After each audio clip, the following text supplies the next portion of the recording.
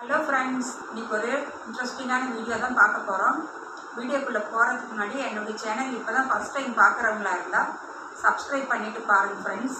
பக்கத்துலேயே ஒரு bell icon வரும், அதையும் நீங்கள் டச் பண்ணிட்டீங்கன்னா ஆளுன்னு ஆப்ஷனோட ஒரு பெல் ஐக்கான் வரும், அதையும் டச் பண்ணிவிடுங்க. அப்போ தான் நான் போடுற வீடியோலாம் உங்களுக்கு உடனே நோட்டிஃபிகேஷன் கிடைக்கும். வீடியோவை ஸ்கிப் பண்ணாமல் பாருங்கள் ஃப்ரெண்ட்ஸ். நிறையா டிப்ஸ் அண்ட் ட்ரிக்ஸ் எல்லாம் சொல்லியிருப்பேன். வாங்க இப்போ வீடியோக்குள்ளே போகலாம். ஹலோ ஃப்ரெண்ட்ஸ், எல்லாருக்கும் வணக்கம்.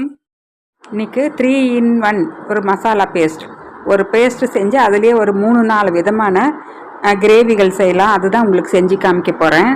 வாங்க இது எப்படி செய்கிறதுன்னு பார்க்கலாம். அதுக்கு தேவையான பொருட்கள்: 1 டேபிள் ஸ்பூன் தனியா, ஒரு 10-12 மிளகு, கசகசா 1 டீஸ்பூன். கசகசா இல்லாதவங்க கொஞ்சமாக நீங்கள் உளுத்தம்பருப்பு இல்லை கடலைப்பருப்பு ஆட் பண்ணிக்கிங்க, 1 டீஸ்பூன் அளவுக்கு. சோம்பு 1 டீஸ்பூன், சீரகம் 1 டீஸ்பூன், அரை டீஸ்பூன் அரிசி, ஒரு 10-12 வெந்தயம், ரெண்டும் ஒன்றாவே போட்டு வச்சுருக்கேன். 2 தக்காளியை கட் பண்ணி வச்சுருக்கு, 2 பல் பூண்டு, ஒரு சின்ன பீஸ் இஞ்சி, கொஞ்சம் பெருங்காயம் 1 டீஸ்பூன் அளவுக்கு நீங்கள் எடுத்துக்கோங்க. இது மாதிரி கட்டி பெருங்காயம் இல்லாதவங்க 1 டீஸ்பூன் பெருங்காயம். இதில் கொஞ்சம் ஆயில் ஆட் பண்ணிக்கிறேன். நான் வெங்காயம் இது மாதிரி உரித்த வெங்காயம் ஒரு 10-12 எடுத்து வச்சுக்கலாம். நான் இது முதல்லையே காமிக்க மறந்துட்டேன். சின்ன வெங்காயம் கிடைக்காதவங்க பெரிய வெங்காயம் கூட ஒரு வெங்காயம் இல்லை அரை வெங்காயம் தோல் மட்டும் உரித்து ஒரு 3-4 கட் பண்ணி வச்சுக்கோங்க. இப்போ எண்ணெய் ஊற்றியாச்சு. அதில் இந்த பெருங்காயத்தை முதல்ல ஆட் பண்ணிக்கலாம். பெருங்காயம் நல்லா பொரியட்டும். இதில் இந்த அரிசியும் வெந்தயமும் ஆட் பண்ணிக்கலாம். அரிசி கொஞ்சம் கலர் வெள்ளை கலர் ஆனதும் இந்த பெப்பர் பால்ஸ் போட்டுக்கலாம். இப்போ சோம்பு, பெருஞ்சீரகம்னு சொல்லுவோம். லோ ஃப்ளேம்லேயே வச்சுக்கோங்க ஸ்டவ்வை. சீரகம்,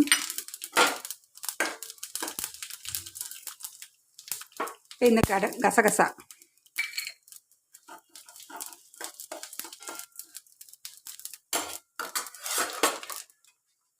இந்த கட் பண்ணியிருக்கிற வெங்காயம்,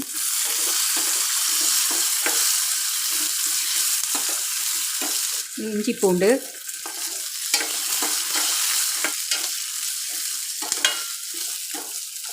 இப்போ இந்த தேங்காய் நான் உங்களுக்கு எடுத்து வைக்கல, இப்போ எடுத்து வச்சுருக்கேன். ஒரு கைப்பிடி அளவுக்கு தேங்காய், 4 கருவேப்பிலை போட்டுக்கலாம்.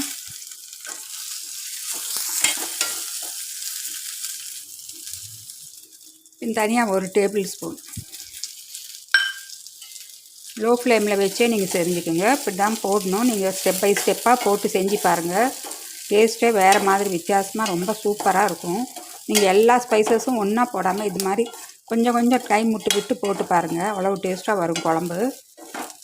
லோ ஃப்ளேமில் தான் இருக்கணும், எந்த பொருளும் கருகக்கூடாது. இந்த தக்காளி ஆட் பண்ணிக்கலாம்.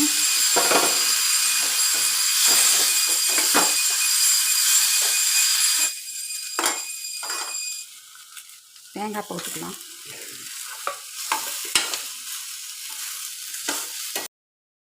இப்போ நான் ஸ்டவ் ஆஃப் பண்ணிட்டேன். தேங்காய் போட்டால் தான் ஸ்டவ் ஆஃப் பண்ணிடணும்.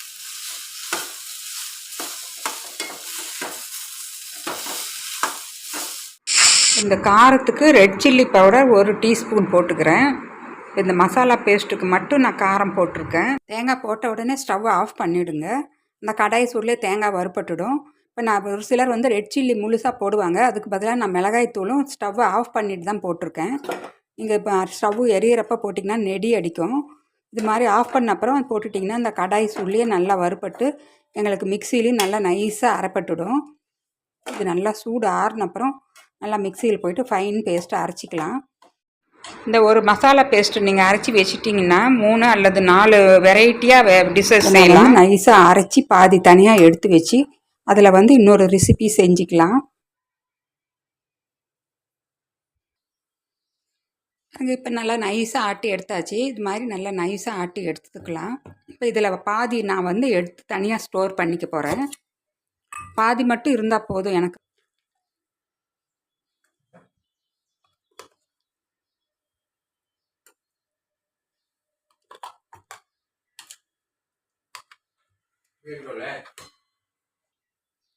பாருங்கள், இப்போ பாதி எடுத்துக்கிட்டேன். பாதி தான் இதுக்கு நான் வந்து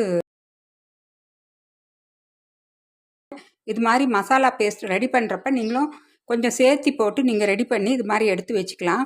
இதில் நிறையா வெரைட்டிஸ் செய்யலாங்க. இதில் நான் கத்திரிக்காய் குழம்புக்கும் இதே மசாலா தாங்க. கத்திரிக்காய் குழம்புக்கு கொஞ்சம் புளி வந்து ஊற வச்சு, இவ்வளவு புளி சின்ன எலுமிச்சம்பழம் சைஸுக்கு ஊற வச்சு நீங்கள் அந்த கிரேவியில் ஊற்றிடலாம். அவ்வளோதாங்க. இதுதாங்க அந்த மசாலா பேஸ்ட்டு. தக்காளி சாம்பார், செலவு அரைத்து விட்ட தக்காளி சாம்பார் சேலம் சைடு ரொம்ப ஃபேமஸ்ஸு. அதுக்கு இதே தான். கத்திரிக்காய் எண்ணெய் குழம்புக்கும் இதே தான். மீன் குழம்பு செய்கிறதா இருந்தாலும் இது தாங்க. இது மாதிரி மொச்சை அவரை செய்கிறதுக்கு நிறையா வெரைட்டிஸ் இது மாதிரி நீங்கள் அரைச்சி எடுத்து வச்சுட்டிங்கன்னா நிமிஷமாக ரெடி பண்ணிடலாம். இன்றைக்கி நான் ஏற்கனவே அரைச்சி வச்ச இந்த செலவு பேஸ்ட்டில் ஒரு தக்காளி சாம்பார் உங்களுக்கு செஞ்சு காமிக்கிறேன். இதில் வந்து இந்த செலவில் நான் பாதி தான் போட போகிறேன். மீதி பாதி இன்னொரு நாளைக்கு வேறு ஏதாவது ஒரு டிஷ்ஷஸ் செய்கிறப்ப யூஸ் பண்ணிக்கலான்னு. அதுக்கு தேவையானது பாருங்கள், ஒரு 10-12 பல் தேங்காய். இதை மிக்சியில் வந்து நாங்கள் கொஞ்சம் திப்பி அரைச்சி எடுத்துக்கலாம். கொஞ்சம் தண்ணி ஊற்றி திப்பி அரைச்சிக்கலாம். இந்த 4 தக்காளி இதையும் நாங்கள் மிக்சியில் போட்டு நல்லா அரைச்சிக்கணும். ஆல்ரெடி இந்த மசாலா பேஸ்ட் இருக்குது. இப்போ தாளிக்கிறதுக்கு கொஞ்சம் வெங்காயம், சின்ன வெங்காயம், கொஞ்சம் கருவேப்பிலை, கொத்தமல்லி, அவ்வளோதாங்க. கொஞ்சம் கடுகு போட்டு தாளிச்சிக்கணும். கொஞ்சம் ஒரு 1/2 டீஸ்பூன் கடுகு. வாங்க இப்போ எப்படி செய்கிறதுன்னு பார்க்கலாம். எண்ணெய் ஊற்றிருக்கேன் பாருங்கள். ஒரு 1/4 டீஸ்பூன் கடுகு,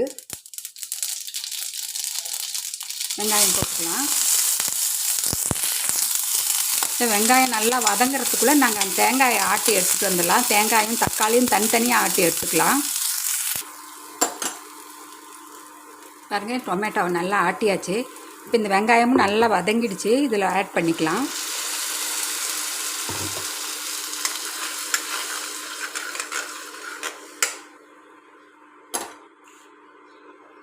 இப்போ நான் இதுக்கு உப்பு ஆட் பண்ணிக்கிறேன். ரொம்ப டேஸ்ட்டாக இருக்குங்க. நீங்கள் ஒவ்வொரு நாளும் தனித்தனியாக நீங்கள் செலவு அரைக்க வேண்டியதில்லை. மிளகாய்த்தூள் நான் வந்து ஆல்ரெடி இந்த பேஸ்ட் அரைக்கிறப்பவே போட்டிருக்கேன். அதனால் எனக்கு காரம் அந்த காரமே எனக்கு சரியாக இருக்கும். நீங்கள் இன்னும் ரொம்ப ஸ்பைஸியாக சாப்பிட்றவங்களா இருந்தால் இந்த ஸ்டேஜில் நீங்கள் ஒரு 1/2 ஸ்பூனோ 1 ஸ்பூனோ ரெட் சில்லி பவுடர் ஆட் பண்ணிக்கலாம். இப்போ இந்த மிக்சிலேயே நான் இந்த தேங்காயை போட்டு அரைச்சி எடுத்துக்கிறேன். பாருங்கள், தேங்காயும் நல்லா அரைச்சி எடுத்தாச்சு. கொஞ்சம் தண்ணி ஊற்றியே நாங்கள் அரைச்சிக்கலாம். இந்த தக்காளியும் நல்லா வதங்கிடுச்சு. இப்போ இதில் வந்து நான் வந்து 2-3 பேருக்கு 6 அளவுக்கு மட்டும் சாம்பாருக்கு இப்போ ரெடி பண்ணுறேன். இன்னொரு 1/2 டீஸ்பூன் எடுத்துக்கலாம். போதுங்க. இதே நல்லா டேஸ்ட்டாக இருக்கும். செலவாட்டின தக்காளி சாம்பார்னு நம்ம சேலம் சைடு இதுதாங்க ரொம்ப ஃபேமஸ்ஸு. நீங்கள் ஒவ்வொரு தடவையும் செலவு ஒவ்வொரு நாளைக்கு ஆட்ட வேண்டியதில்லை. இது மாதிரி அரைச்சி எடுத்து நீங்கள் ஃப்ரீசரில் கூட ஸ்டோர் பண்ணிக்கிட்டு அப்பப்போ வேணுங்கிறப்ப 2 மணி நேரம் முன்னாடி எடுத்து வெளியில் வச்சுட்டிங்கன்னா நிமிஷமாக இன்னும் இது பாருங்கள், எனக்கு இன்னும் ஒரு 2 ரெசிபி செய்கிறதுக்கு கூட வரும். இப்போ இதுக்கு தண்ணி ஆட் பண்ணிக்கலாம்.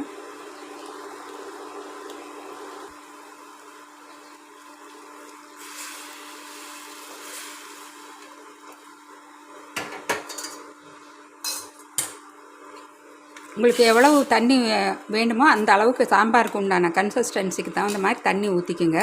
இப்போ தேங்காய் இப்போவே நீங்கள் ஊற்ற வேண்டியதில்லை. இந்த பச்சை வாசனையெல்லாம் போகட்டும். இந்த மசாலாவோட பச்சை வாசனை போன அப்புறம் கடைசியாக தேங்காயை ஆட் பண்ணி சும்மா 1 நிமிஷம் மட்டும் கொதிக்க வச்சு ஆஃப் பண்ணிடலாம். ஏன்னா தேங்காயை போட்டு ரொம்ப நேரம் கொதிக்க வைக்கக்கூடாது. இந்த ஸ்டேஜில் உப்பு செக் பண்ணிக்கோங்க. எனக்கு உப்பு கரெக்டாக இருக்குது. நான் இப்போ மூடி வச்சு ஒரு 5 நிமிஷம் கழித்து திறந்து பார்க்கலாம். அந்த பச்சை வாசனையெல்லாம் போயிடும். கொஞ்சம் கருவேப்பிலை, கொத்தமல்லியும் ஆட் பண்ணிக்கலாம். இப்போ 5 நிமிஷம் ஆயிடுச்சு. ஓப்பன் பண்ணி பார்த்துடலாம். நல்லா பச்சை வாசனையெல்லாம் போய் நல்லா செம்ம டேஸ்ட்டாக வாசனையாக இருக்குங்க. இந்த ஸ்டேஜில் நான் இந்த தேங்காயை இதோடு ஆட் பண்ணிக்கிறேன். தேங்காய் ஊற்றி நீங்கள் ஒரு நிமிஷம் மட்டும் கொதிக்க வச்சா போதும். இந்த மிக்ஸி கழுவின தண்ணி இதோடு ஆட் பண்ணிக்கலாம். பாருங்க, எனக்கு இந்த கன்சிஸ்டன்சி இருந்தால் எனக்கு இட்லி, தோசை, பணியாரம் எல்லாத்துக்குமே செம்ம டேஸ்ட்டாக இருக்கும். இப்போ இதை ஒரே ஒரு நிமிஷம் மட்டும் மூடி வச்சுட்டு அப்புறம் ஓப்பன் பண்ணி பார்த்து ஸ்டவ் ஆஃப் பண்ணிடலாம்.